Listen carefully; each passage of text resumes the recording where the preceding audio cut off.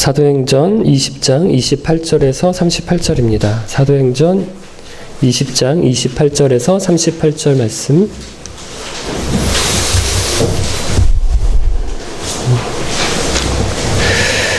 여러분은 자신들과 모든 맡겨진 양떼를 잘 살피고 그들을 잘 돌보십시오. 성령께서 여러분을 감독자로 세우셔서 하나님께서 자기 아들의 피로 사신 교회를 돌보게 하셨습니다.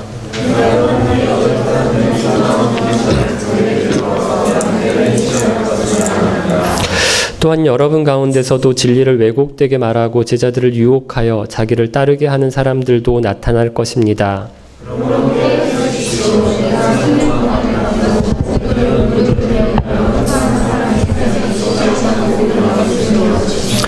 이제 나는 하나님과 하나님의 은혜의 말씀에 여러분을 맡깁니다. 그 말씀은 여러분을 능히 세울 수 있고 모든 거룩한 백성들과 함께 기업을 받을 수 있는 말씀입니다.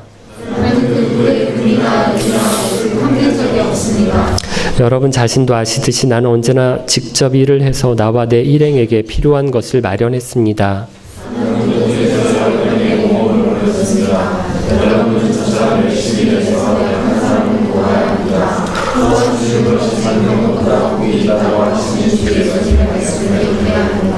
바울은 이 말을 마친 뒤에 무릎을 꿇고 모든 사람들과 함께 기도했습니다.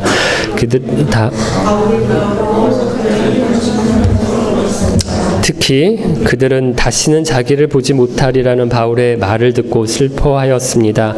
그리고 그들은 배 타는 곳까지 바울을 배웅했습니다. 아멘. 바울이 드로아를 떠나서 예루살렘으로 가는 길인데 마음이 바빠요. 오순절까지 예루살렘에 들어갈 생각이기 때문에 급하게 가야 합니다. 그런데 아무리 바쁜 중이지만 우리 지난 주일에 빠뜨릴 수 없었던 두 가지가 있었다는 말씀을 드렸어요. 첫 번째, 홀로 하나님과 만나는 시간이에요. 바울이 드로아에서 아소까지 가는데 다른 일행은 다 뭘 타고 가도록 합니까? 배를 타고 가게 해요. 하지만 자신은 걸어서 가거든요. 바울이 홀로 하나님을 만나는 시간을 가지려고 했다라는 말씀을 드렸고요. 두 번째, 에베소 교회를 위해서 시간을 내는데 밀레도에 도착을 해서 에베소 교회 장로들을 부릅니다. 그래서 마지막 작별을 하면서 당부의 말을 하거든요. 바울이 아무리 바쁘고 급하지만 하나님을 만나는 시간을 갖고요. 공동체 지체들과 교제하는 시간을 빠뜨리지 않았다라는 말씀을 드렸어요. 오늘 본문은 지난 주일에 이어서 바울이 밀레도에서 에베소 장로들에게 당부하는 설교의 나머지 부분인데 28절이 핵심이 되는 구절이에요. 같이 한번 읽어볼게요. 28절.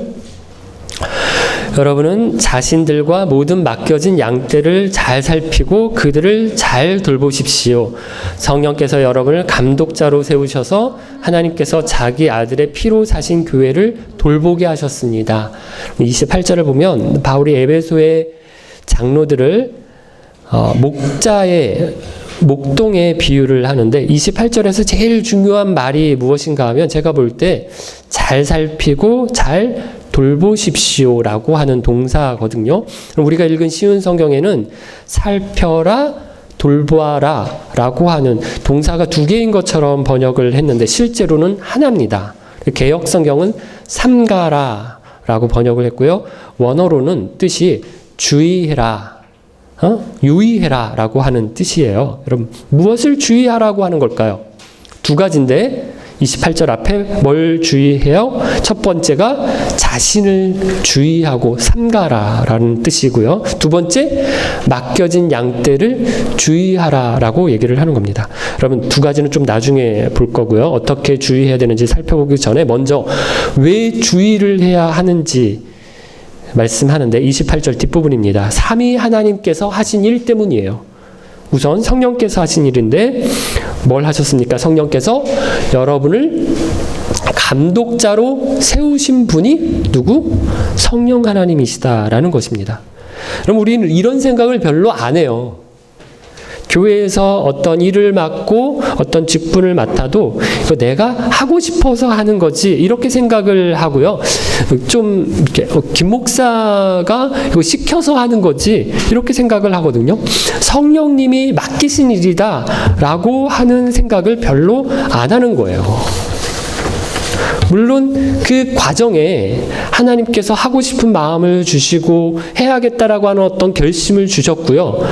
목사나 혹은 목자, 목녀를 통해서 어떤 해볼래라고 하는 권유나 혹은 약간 강한 압력 같은 것들이 있을 수 있어요. 근데 그런 과정을 통해서 결국은 누가 세우신 거다?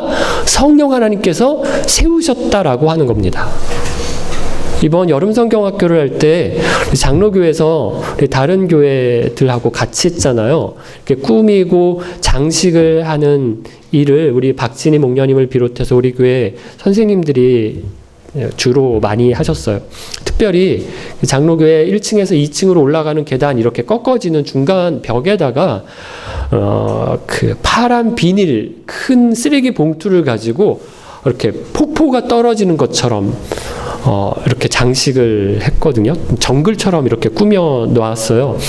신지환이가 그걸 신기하게 선생님들이 막 이렇게 하는 걸 지켜보다가 보고 있으니까 우리 선생님들이 지환이에게 너 이거 아이들이 망가뜨리지 않게 잘 지켜야 된다. 이렇게 뭐 장난 반, 진단 반 일을 맡겼거든요. 그랬더니 지환이가 성경학교 내내 쉬는 시간마다 나와가지고 그걸 이렇게 보고 있는 거예요. 저거 누가 다른 애들이 우리 교회 선생님들이 애써서 만들어 놓은 저 작품을 망가뜨리지 않을까, 부시지 않을까. 그래가지고 계단 옆에 계속 이러고 서 있었다고 우리 선생님들이 얘기를 하더라고요. 그럼 우리가 지환이한테 배워야 합니다. 맡은 바 일에 충성하고 최선을 다하는 걸 좀 배워야 돼요. 그런데 어떻게 할 때 우리가 그렇게 할 수 있는가 하면, 충성할 수 있는가 하면 이 일을 누가 맡겨주셨다? 성령님이 맡겨주셨다라고 우리가 믿을 때예요. 우리가 교회에서 직분을 맡고 봉사자로 임명을 맡았는데 이걸 어쩌다가 보니까 우리 교회 하도 사람이 없어서 내가 하게 된 거다 이렇게 생각을 하거나 목사가 계속 시켜서 어쩔 수 없이 했다 이렇게 생각을 하면 어떤가? 이게 별로 중요하게 생각하지 않아요. 그런데 성령님이 맡기신 일이다 이렇게 생각하면 어떻습니까? 최선을 다해서 하게 된다는 거죠. 교회 봉사가 이게 돈 받고 하는 일도 아니고 앞에 나서서 하면 사람들이 이렇게 잘한다 격려해주고 칭찬해주고 그럴 때도 있지만 지난주에 제가 말씀드렸던 것처럼 왜 저렇게 하지? 왜 저렇게밖에 못하지? 뭐 이러면서 말을 또 많이 하잖아요. 나는 열심히 하려고 하는데 잘 따라주지도 않고 그렇죠? 그렇게 나와서 하는 것도 굉장히 이렇게 이렇게 민망하거든요. 애들도 아니 우리 선생님들도. 그럼 이제 막 잘 따라해줘야 되는데 안 따라해주면 니네들 선생님들이 뻘쭘한 거예요. 그죠? 우리 어른들 잘 율동은 따라하시는데 입을 잘 안 벌리시는 것 같아요. 이렇게 노래도 하셔야 돼요.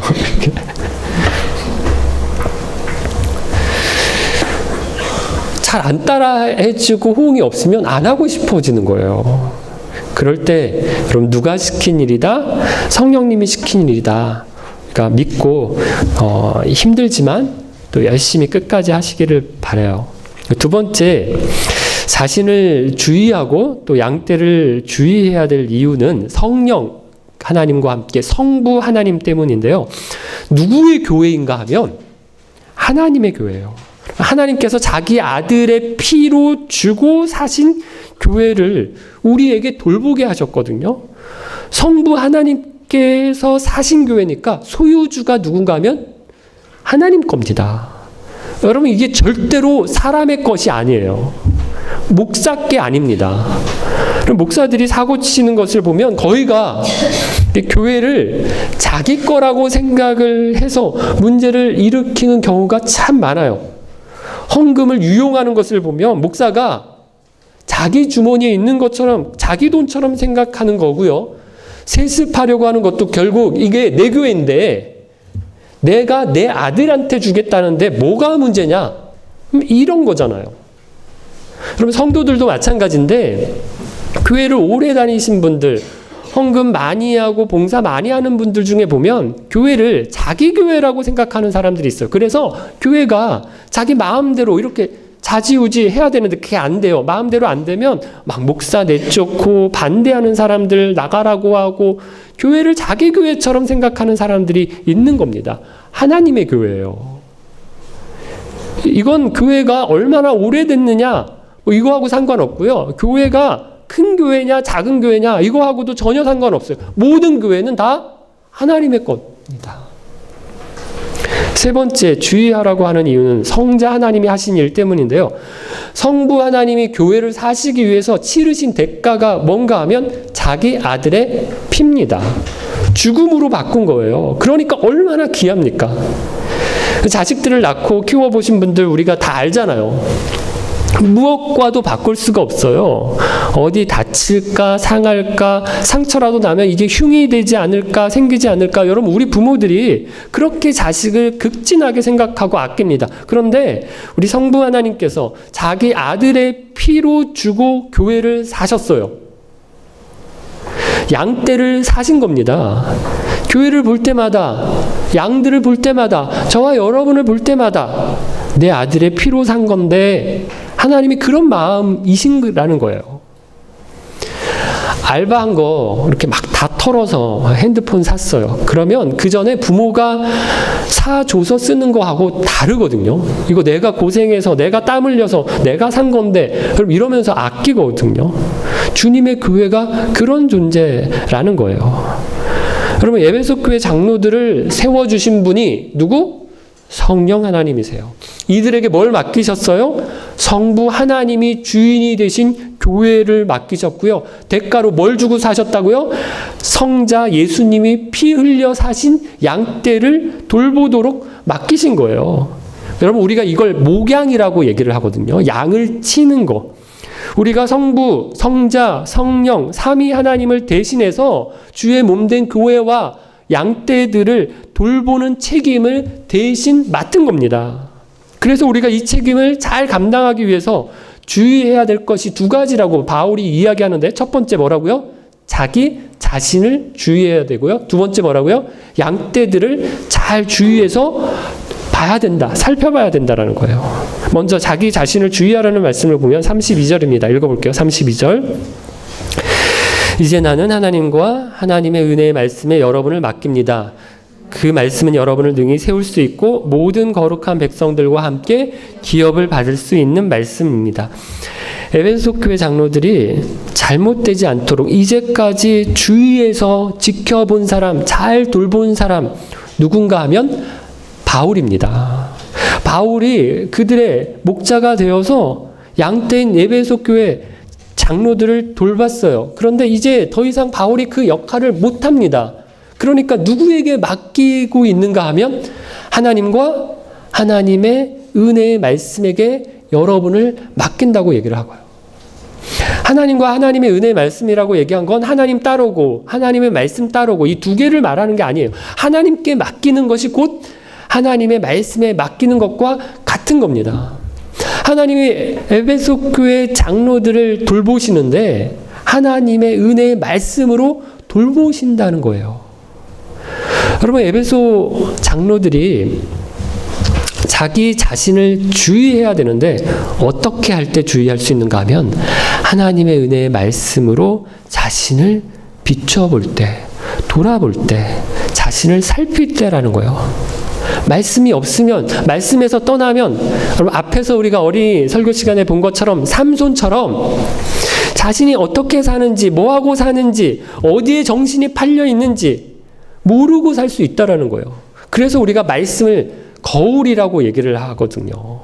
우리가 거울 앞에서 자신을 보는 것처럼, 살피는 것처럼 말씀 앞에서 자신을 돌아보지 않으면 엉망진창으로 살아도 잘못 사는지도 모르고 살 수 있다는 거예요. 그런데 하나님의 말씀인데 어떤 말씀이라고 말을 하는가 하면 은혜의 말씀이라고 얘기하거든요.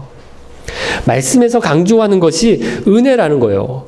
말씀을 가까이 하면 할수록 은혜를 절감한다는 겁니다. 교만할 수가 없다라는 거예요. 그래서 33절 보면 바울이 자신의 이야기를 하는데 나는 그 누구의 금이나 은이나 옷을 탐한 적이 없다고 하거든요. 바울이 에베소 교회를 섬기면서 내가 누군데 이러면서 어떻게 하지 않았어요? 교만해져가지고 누구의 것을 막 탐한 적이 없다는 겁니다. 34절 탐한 적이 없을 뿐만 아니라 직접 본인이 일을 해서 필요한 것을 마련을 했어요. 제가 이전에도 말씀드린 적이 있는데 바울이 가진 직업이 뭐였죠? 천막 만드는 직업을 가졌어요. 그걸 해서 돈을 벌기도 했거든요. 이렇게 한 이유가 뭔가 하면 이때는 여러 도시를 다니면서 사람들을 모아서 가르치고 돈을 버는 그런 사람들이 있었어요.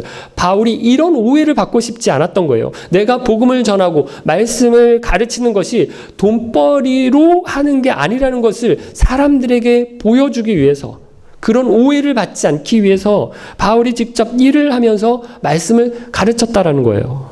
그럼 거기다가 더 나아가서 35절 말씀인데 같이 읽어볼게요. 35절. 나는 모든 일에서 여러분에게 모범을 보였습니다. 여러분은 저처럼 열심히 일해서 약한 사람을 도와야 합니다.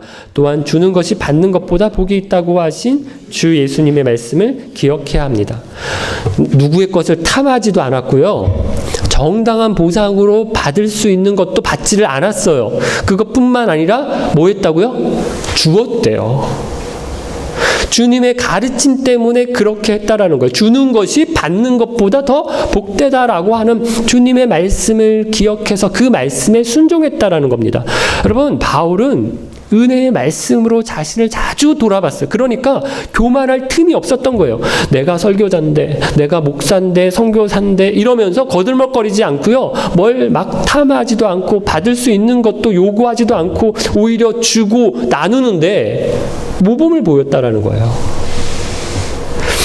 아내가 이번 주에 반찬을 만들어서 3번이나 이렇게 나눴는데요. 감사한 마음이 들었어요. 제가 시키지 않았는데. 목사 아내면 자꾸 받는 것에 익숙하기가 쉽거든요. 그렇게 부지런한 사람도 아닌데 이번 주간에는 이렇게 막 반찬을 막 만들어서 이렇게 나누는 걸 보면서 이 설교를 미리 예감했나? 그건 아니겠지만 제 아내지만 기특하다는 생각이 들었거든요. 그럼 저희 부부가 많이 부족하지만 은혜의 말씀으로 저희 자신을 돌아보는 일을 게으리 하지 않도록 기도해 주시기를 바랍니다. 내가 목사네, 내가 사모네 이러면서 대접받으려고 하기보다 이렇게 나누고 섬기는 일에 더 본이 되도록 기도해 주시기를 바라요. 총신대학교 교훈에 보면 이런 문구가 있대요. 신자가 되라 라고 하는 말이 있다고 하거든요. 목사가 될 사람은 먼저 신자가 되어야 한다라는 말일 거예요. 말씀을 가르치기 전에 먼저 말씀으로 자신을 돌아보는 사람, 말씀에 순종하는 신자가 되어야 한다라는 겁니다. 두 번째, 바울이 에베소 장로들에게 맡겨진 양떼를 주의해라, 이렇게 돌보라고 얘기를 하는데 두 가지 위협이 있기 때문이에요. 29절은 밖에서 오는 위협이고 30절은 안에서 오는 위협인데요. 29절 말씀을 먼저 읽어보겠습니다. 내가 떠난 뒤에 어떤 사람들이 사나운 이리처럼 교회에 들어와서 양떼를 해치려 할 것을 나는 압니다. 동물의 왕국 같은 것을 보면 이리가 뭐 양떼를 이렇게 노리고 있다가 뒤에 이렇게 좀 처지는 양 있거나 아니면 좀 비리한 허약해 보이는 양 있으면 기회를 보다가 결국 공격해서 잡아먹거든요. 이단들이 있어요. 그래서 교회들을 공격하고요, 성도들을 공격한다라는 거예요. 사도 바울 당시에도 이런 이단들이 있었어요. 유대교에서는 너희랑 우리랑 뭐 다른 게 뭐가 있느냐. 우리가 히브리서 말씀 볼 때 이런 말씀 많이 나왔어요. 너희랑 우리랑 뭐가 다르냐. 야, 이제 돌아와라. 이제 율법으로 돌아와라. 이렇게 유혹하는 사람들이 있었고요. 그리스 철학에 또 심취한 그런 사람들은 야, 플라톤의 영향을 받아서 이거 육적인 건 다 악한 거고 영적인 것만 선한 거다 이렇게 얘기를 하면서 말씀과 다른 것을 가르치는 사람들이 있었어요. 바울이 이들을 경계해서 주의하라고 얘기를 하는 겁니다. 30절은 교회 안에서 오는 위협을 이야기를 하는데 30절 말씀 읽어볼게요. 또한 여러분 가운데서도 진리를 왜곡되게 말하고 제자들을 유혹하여 자기를 따르게 하는 사람들도 나타날 것입니다. 양떼를 공격하는 게 이리 같은 동물만 공격해 오는 게 아니라 같은 편인 줄 알았어요. 같은 목자인 줄 알았거든요. 주님의 양을 치는 같은 편인 줄 알았는데 양떼를 이상한 데로 끌고 가는 목자. 어떤 목자라고 얘기하죠? 삭군. 가짜 목자들이 있다라는 거예요. 양떼를 위하는 목자가 아니라 양떼를 이용해서 자기 배를 채우는 그런 목자가 있다라는 거예요. 그럼 나타날 거라는 얘기를 하는 겁니다. 그러므로 어떻게 해야 되는가 하면 31절 읽어볼게요. 31절 그러므로 깨어 있으십시오. 내가 3년 동안을 밤낮으로 때로는 눈물을 흘리며 여러분 한 사람 한 사람에게 쉬지 않고 교훈한 것을 기억하십시오. 역시 말씀이에요. 바울이 말씀을 3년 동안 밤낮으로 눈물을 흘리면서 한 사람 한 사람에게 열심을 다해서 가르쳤던 것처럼 말씀을 가르쳐서 양떼들이 잘못된 가르침에 속아 넘어가지 않도록 해야 한다라는 거예요. 여러분 잘못된 가르침이 많아요. 경계를 해야 합니다. 이게 일인지 이게 사꾼인지 양떼가 분별할 수 있어야 돼요. 무작정 따라가면 물어 뜯길 수도 있고요. 도살장으로 가고 팔려갈 수도 있어요. 그래서 뭐가 제대로 된 가르침인지 잘 분별할 수 있도록 배우셔야 돼요. 목사인 저도요. 말씀을 잘 가르칠 수 있도록 기도를 해 주셔야 하는데요. 우리 이제 다음 주 성경 퀴즈 데이인데 성경 퀴즈 데이를 준비를 하다 보면 저도 준비를 해요. 문제를 내야 되면 제가 했던 썼던 설교문을 다시 다 읽거든요. 그러면 어떤 때는 설교문을 읽으면서 좀 죄송하지만 야 이거 좋다. 이렇게 저도 제가 읽으면서 감탄할 때가 있어요. 교만하지 않게 여러분 기도해 주셔야 됩니다. 그런데 또 어떤 때는 이걸 왜 이렇게 해석을 했지? 이 부분을 왜 이렇게 설교를 했지? 이러면서요, 제가 혀를 찰 때가 있어요. 그때는 그게 맞는 줄 알고 그렇게 가르치고 그렇게 설교를 했는데 지금 생각해 보니까 이게 잘못된 거를 지금 깨달은 거예요. 그래서 그럴 때는 막 이게 부끄럽고요. 속상하고 이걸 막 물을 수도 없고 마음이 굉장히 힘들어지거든요. 여러분 제가 부지런해서 좀 열심히 책도 읽고 공부해서 성경을 바르게 해석하고 그리고 잘 가르치고 설교할 수 있도록 기도를 해 주셔야 돼요. 사랑하는 깊은 가족 여러분, 오늘 말씀은 주로 저에게 하시는 말씀이고요. 우리 목자, 목녀님 그리고 주일학교의 교사들에게 하시는 말씀인데 성령님이 세우신 겁니다. 하나님이 주인이신 교회이고 예수님이 피로 사신 양떼를 돌보도록 맡겨주신 거예요. 그러니까 주위에서 이 책임을 감당하기 위해서는 두 가지를 잘 살펴야 하는데 먼저 자기 자신을 살펴야 합니다. 하나님의 말씀, 은혜의 말씀으로 자신을 살피는데 게으르지 않아야 해요. 그래서 말씀을 입으로만 말하는 게 아니라 삶으로 살아내야 됩니다. 목사가 되고 목자, 목녀가 되고 교사가 되기 전에 먼저 뭐가 돼야 돼요? 신자가 되어야 돼요.